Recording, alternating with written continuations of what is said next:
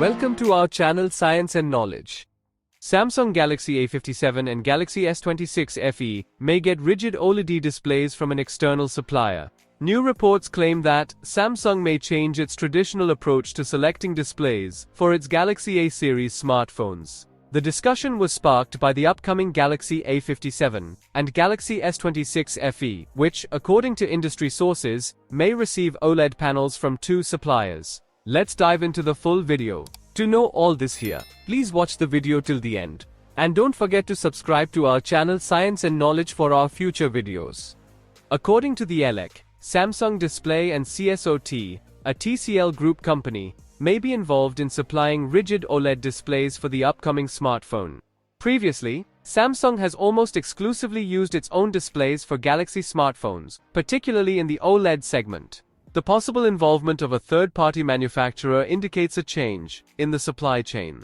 The choice of a rigid OLED panel itself is not unexpected. All previous Galaxy A series models were equipped with such displays. However, this feature directly impacts the device's design. Rigid OLEDs require additional space to accommodate the connecting cables and control components. For this reason, the bottom bezel of the screen is typically thicker than the side and top bezels. A similar solution is expected to be used in the Galaxy A57. The report also mentions that the same panel could be used in the Galaxy S26 FE, tentatively scheduled for release in 2026. This contrasts sharply with the overall market situation.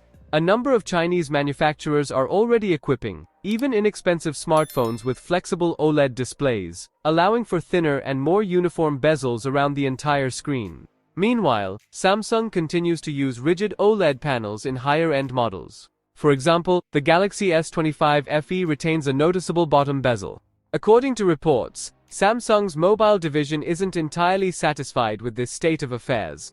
The company is reportedly trying to reduce the cost of flexible OLED displays so that they become comparable to rigid solutions. If this happens, the transition to more modern screens is possible in future models, such as the Galaxy A58 or Galaxy S27 FE, which are expected closer to 2027. So, for more tech news and updates, please stay tuned, and don't forget to subscribe to our channel Science and Knowledge. See you next time, stay blessed, peace out.